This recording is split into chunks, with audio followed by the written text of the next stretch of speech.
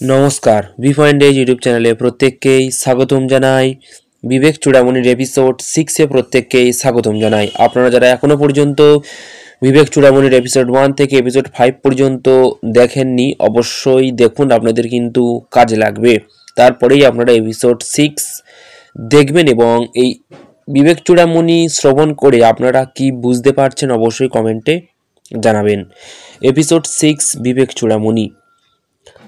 উদ্ধরেদাত্তনানং মগ্নং সংসার বাড়িধৌ যোগারত্ব মাসাদ্য সমগ্র দর্শন নিষ্ঠয়া সংশয় ও বিপর্যয় রহিত এবং আত্মনিষ্ঠ চিত্তবৃত্তি সহায়ে ইন্দ্রিয় সমূহের বিষয়ে এবং সকল কর্মে আসক্তি ত্যাগ করিয়া সংসার সমুদ্রে নিমগ্ন আত্মাকে নিজের সাধনা সহায়ে উদ্ধার করিবে।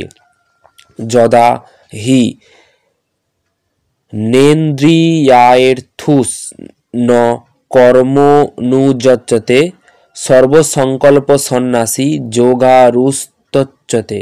সমস্ত সংকল্প ত্যাগকারী সাধক যখন ইন্দ্রিয় ভোগ্য সকল বিষয়ে বা নিত্য নৈমিত্তিকাদি কর্মে আসক্তিশূন্য হন, তখন তাহাকে যোগরূঢ় বলা হয়। উদ্ধরেধাত্তনানং নাত্তান্নম বদাদয়েত আত্মএব হান্তন্য বন্ধুরায়তব্য রিপুরাত্যয়ন। বিবেকযুক্ত মনের দ্বারা নিজেকে সংসার সাগর হইতে উদ্ধার করিবে, কখনো নিজেকে বিষয়াসক্ত করিবে না। শুদ্ধ মনই মানুষের প্রকৃত হিতকারী বন্ধু, আবার বিষয়াসক্ত মন মানুষের সংসার বন্ধনের হেতু ও পরম শত্রু। সংন্যস্য সর্বকর্মাণি ভববন্ধ বিমুক্তয়ে যত্তাত্ত্বং পণ্ডিত্য ধীরোয়াত্যভ্যাস উপস্থিতৌ। বেদান্ত শ্রবণ মননাদি ব্রহ্মজ্ঞান লাভের মুখ্য সাধনায় তৎপর, উদ্বেগশূন্য শাস্ত্র তাৎপর্যাভিজ্ঞ ব্যক্তিগণের সর্বকর্ম পরিত্যাগপূর্বক সংসার বন্ধন হইতে মুক্তিলাভের জন্য যত্নপরায়ণ হওয়া কর্তব্য। কুর্বন্নেভ্যঃ কর্মাণি জিজিবিষেচ্ছন্তং স্বমা এবং তৈ নান্যথেতোহস্তি ন কর্ম লিপ্যতে নরে। যে ব্যক্তি এই জগতে শতবৎসর বাঁচিয়া থাকিতে উৎসুক, তিনি শাস্ত্রবিহিত কর্ম করিয়াই বাঁচিয়ে ইচ্ছা করিবেন। এই প্রকার দেহাভিমানী তোমার পক্ষে কর্ম করা ব্যতীত অন্য কোনো উপায় নাই, যাহার দ্বারা অশুভ কর্মের ফলে দ্বারা লিপ্ত না হইয়া তুমি থাকিতে পারো।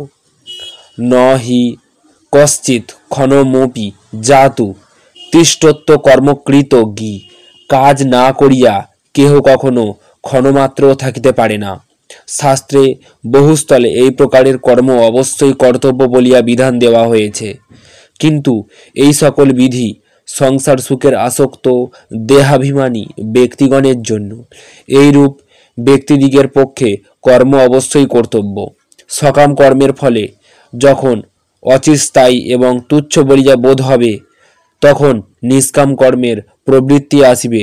নিষ্কাম কর্ম অনুষ্ঠানের ফলে চিত্তশুদ্ধি যাহাদের হইয়াছে, তাহারাই ব্রহ্মবিচারে অধিকারী। আলোচ্য শ্লোকে কেবল সকাম কর্ম ত্যাগের বিধান দেওয়া হয়েছে। পার্ট 7 নেক্সট ভিডিওতে আলোচনা করব। ভিডিওটি কেমন লাগলো অবশ্যই কমেন্টে জানান। ভালো লেগে থাকলে অবশ্যই একটি লাইক করুন, সাবস্ক্রাইব করুন এবং এই যে পাঠটি আপনাদের সামনে করলাম, এখান থেকে কি বুঝতে পারলেন এবং আপনার কি কর্তব্য অবশ্যই কমেন্টে জানান। ধন্যবাদ।